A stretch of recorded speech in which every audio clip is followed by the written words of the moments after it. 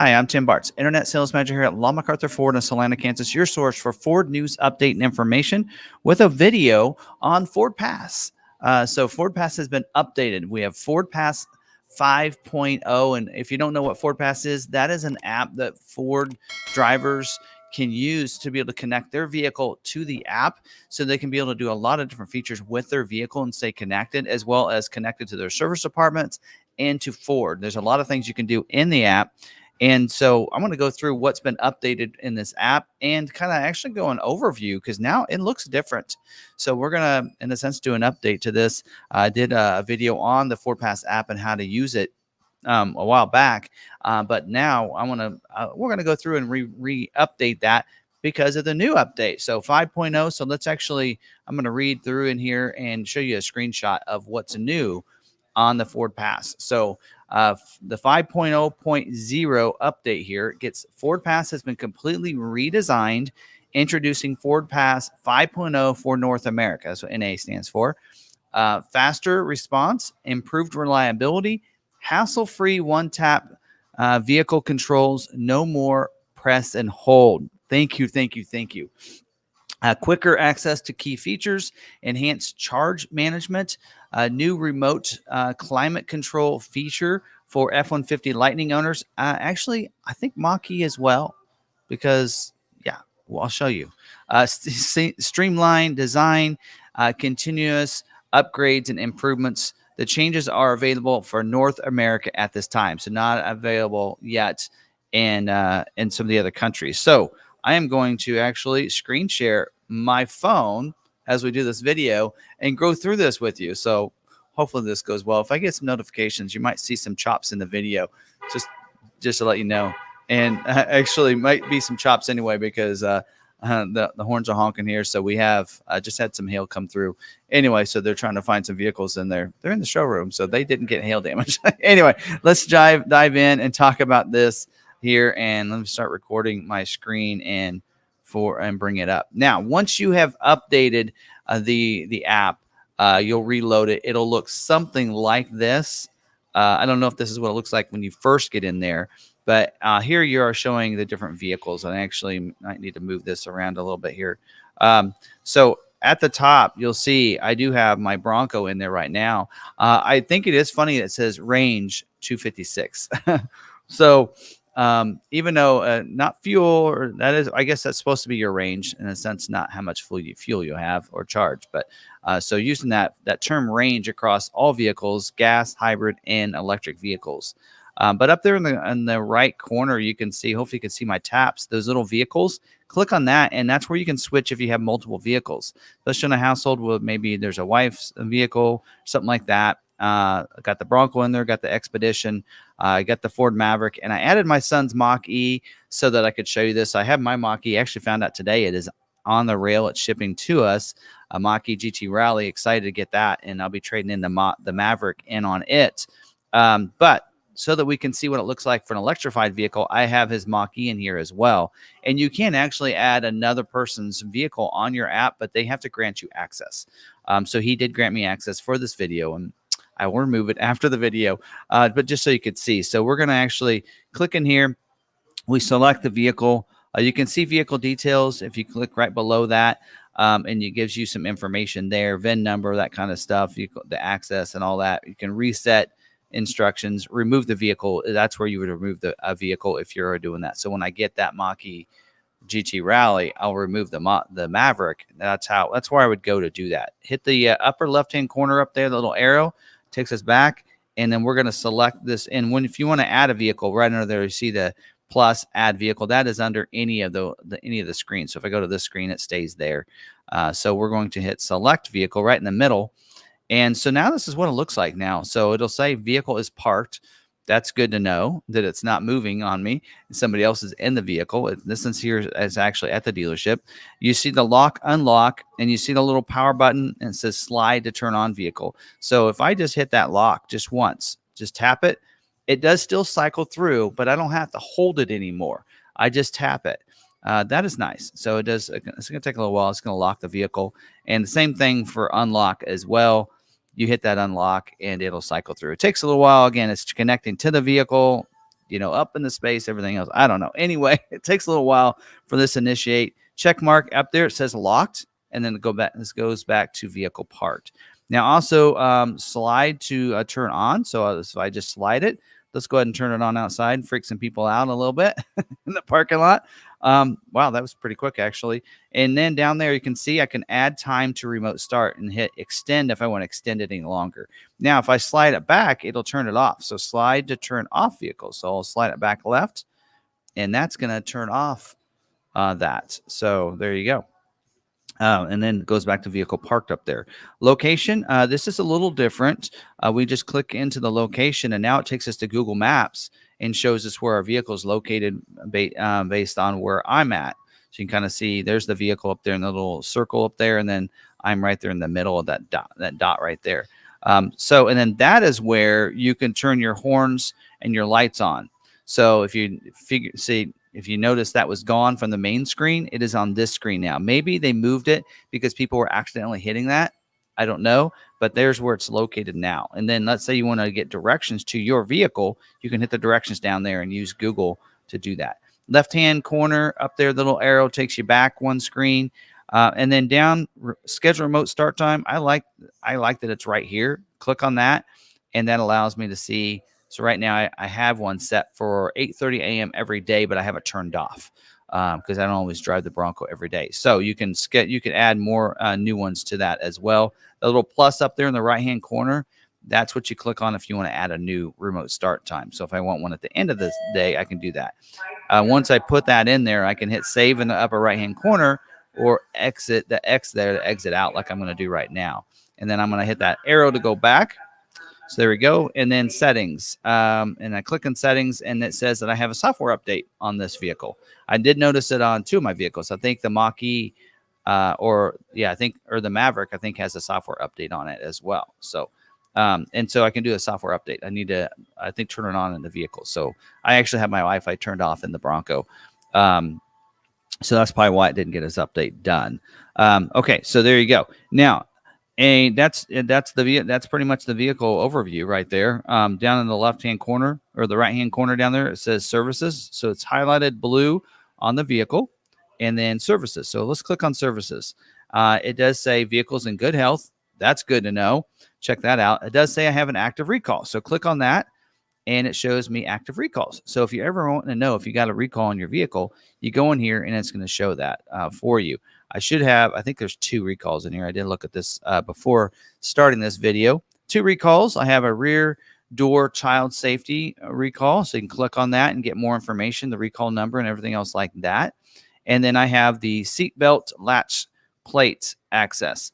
And they've asked me at the dealership to have that done because I work here. They're like, hey, can we get that done? We can do a remote mobile service to your vehicle in the parking lot.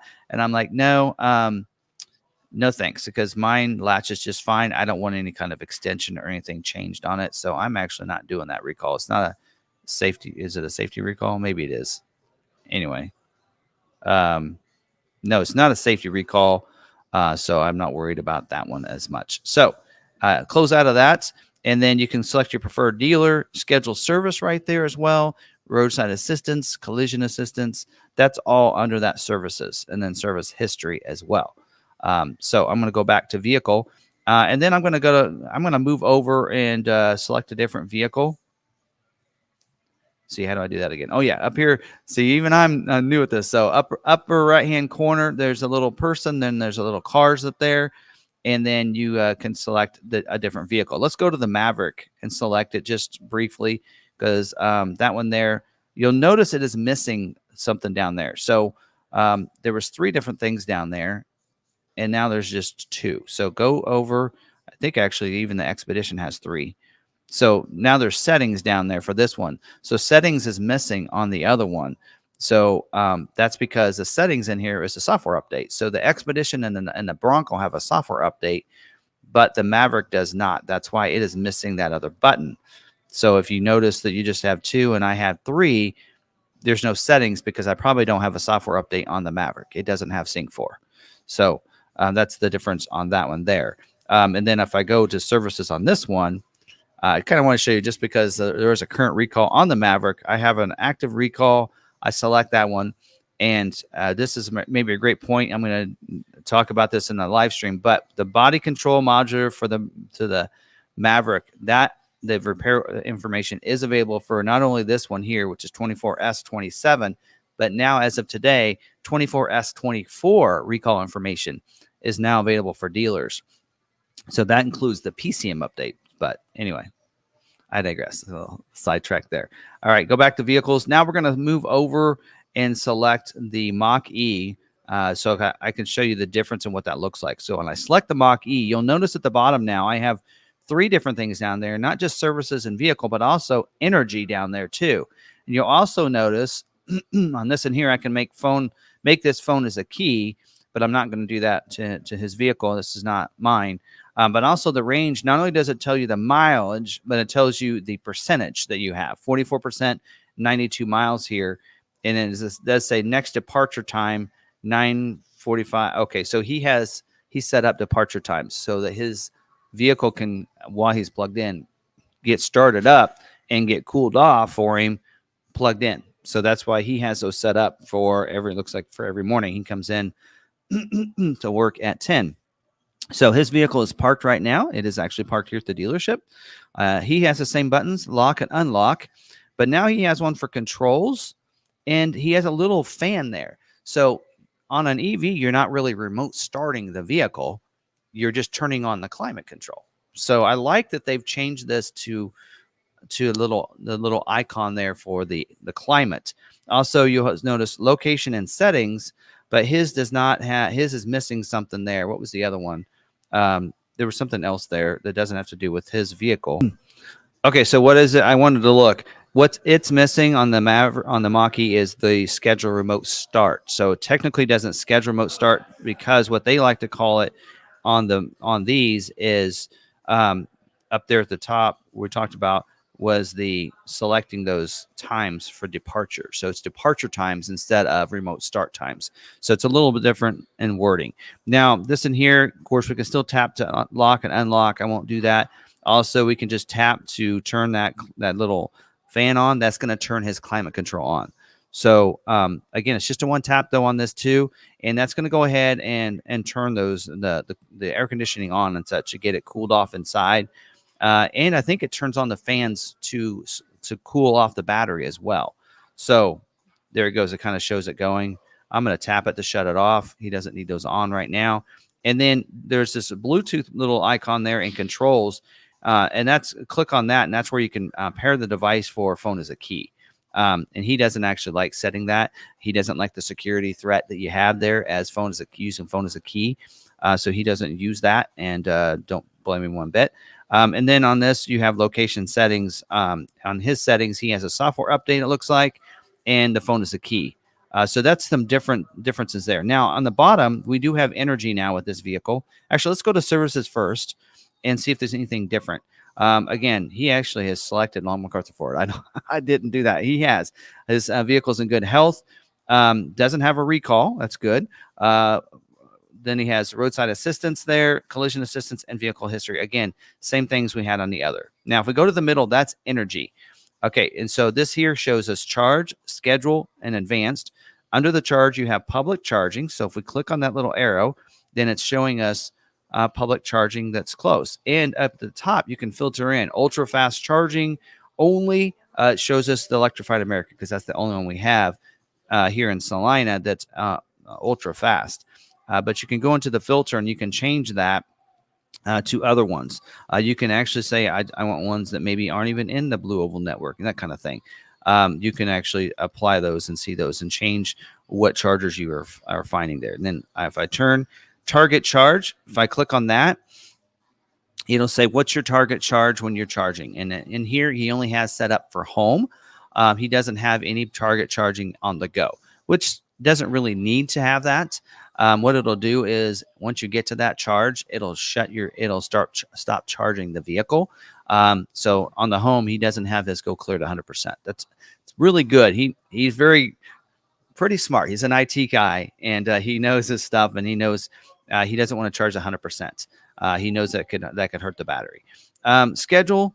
So he can hit preferred charge times for scheduling. That is, it has 2 charge times for home. So click on there. He has weekdays set up and weekends.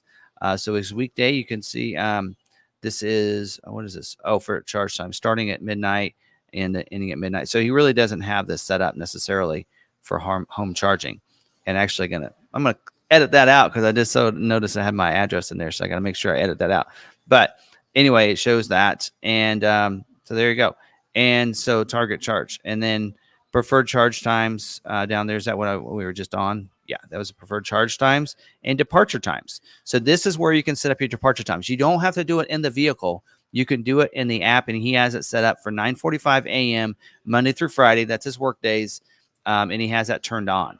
You can actually turn that off if you want. So that way it's not turning the vehicle on. And then advanced, he has access and permissions, charge history, and charge station. So there's some advanced things. You can show different charge stations, I believe. I'm going to close that because I think it might show the house as well. Anyway, so there you go. That's some differences in having energy and be able to do public charging and everything. That's where you're going to find it if you have an EV, and that's what that's going to look like. So now you can go up to the person up there that actually gives you more information like notifications. So that's where you'd find your notifications, as well as your sign in if you want to change that, account information, where you find your rewards right there, connected services, and Ford credit. Quick access to those online services right there using that. So there you go. I'm gonna go up to vehicles. I actually do want to move over to and select the Bronco because there you go. Brings that up on the left hand corner. I didn't name. If there's not a name, it will not have a name in the left hand corner up there. But that's what that looks like. And so that's pretty much an overview of the app. So hopefully this video did help you out. Gave you some great information for using the FordPass app. Very easy to use. I think it's more user friendly than it was. Where some of the things are changed, and just a quick little overview here. And but first off, go in, make sure you update the app. Now I think Apple automatically does an automatic update for the FordPass app. Android, like for mine, I don't have automatic updates set up for any of my apps. So you may need to go in there if your Android phone isn't set up for that. Go in, download version 5.0. Nice update for the FordPass app. Good job, Ford. And I think we'll see some continued stuff there with the app being updated. And seems like it's moving pretty quickly as well and pretty smooth. So hope you guys enjoyed this video. Another little educational video for you. And that's all I have for today. So make sure you're subscribed. Notification bell is turned on if you want to stay updated on all the Ford news, update, and information. You'll make sure you're updated. And if you like this video, smash that like button. I'd appreciate it. And until the next video, stay positive, be kind to one another, be kind to yourself, and we'll see you in the next video.